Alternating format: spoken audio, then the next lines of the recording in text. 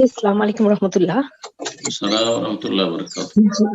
ভাই আমি জানতে চাচ্ছি যে কবর যেটা বললেন আমাদের একটা লাহাব কবর আর একটা কি সন্দেহ কবর কবর, বললেন? বক্স কবর। জি জি জি।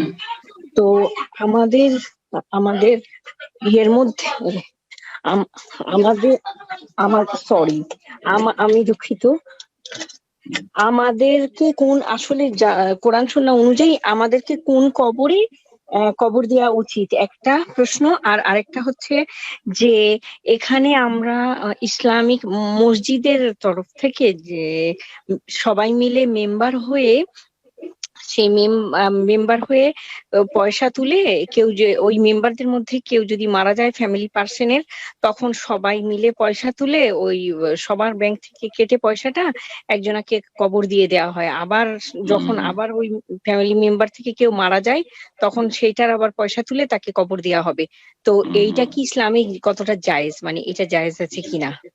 ঠিক ঠিক। কবর দুই রকম বললাম আমাদের আলোচনাতে। একটা হচ্ছে লাহাদ, বগলি কবর, যেটা আমাদের দেশে বলে, বাঁকা করে সাইড করে করা থাকে। আর আরেকটি হচ্ছে সন্দুক, বক্সের মতো, যেমন বাক্স থাকে বা বক্স থাকে, এরকম সন্দুক কবর। দুটোই জায়েজ রয়েছে, জায়েজ দুটোই রয়েছে। তো উত্তম হচ্ছে লাহাদ কবর, যদি সেখানকার মাটি শক্ত হয় এবং লাহাদ কবর উপকারী হয় মাইয়াতের জন্য, তাতে কোনো ক্ষতির আশঙ্কা না থাকে, সাথে সাথে ধসে না। অনেক সময় খনন করার সাথে সাথে নরম মাটি ধসে যায়, সেই জন্য সন্দুক কবর করতে হয় ভারত বাংলাদেশে। বাকি কথা হলো শক্ত মাটি যেখানে আছে সেখানে লাহাদ কবর ভালো। সৌদি আরবে লাহাদ কবর হয়। নবী সাল্লাল্লাহু আলাইহি ওয়াসাল্লাম কবরটা লাহাদ কবর ছিল, এই জন্য সেটা বেশি বেস্ট, বেশি শ্রেয়। আর তারপরে বললেন যে আপনাদের ওখানে কানাডায়, তো কানাডাতে বা যে কোনো দেশে মসজিদ কমিটি রয়েছে, মসজিদ কমিটির পক্ষ থেকে সেখানকার কোন মুসলিম যদি মারা যায়, তাহলে যে মারা গেল তার যে খরচ খরচা রয়েছে দাফন কাফনে, সেটা বহন করা হয় মসজিদের ফান্ড থেকে। আর তারপরে সবাই চাঁদা দেয়, সেখানকার লোকেরা, মসজিদের মুসল্লিরা সবাই চাঁদা দেয়। আবার যখন অন্য কেউ মারা যায় তখন সেখান থেকে, সেই ফান্ড থেকে দাফন করা হয়, কোনো অসুবিধা নেই, জায়েজ রয়েছে।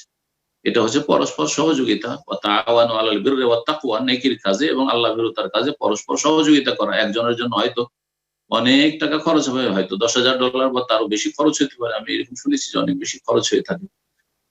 কিন্তু সেটা যদি একটা ফান্ড করা থাকে আর মাসের মাস 50-100 করে আমাদের কাছ থেকে কাটলো, আর দেখা গেল যে আলহামদুলিল্লাহ এটা সহজ, সবার জন্য সহজ হলো। অনেকে গরিব আছেন, ঋণী আছেন, তারা হয়তো কিছুই দিতে পারবে না, তাদের জন্য ফ্রি করে দেওয়া হয়, খুব ভালো কথা। জাযাকুমুল্লাহ খাইর।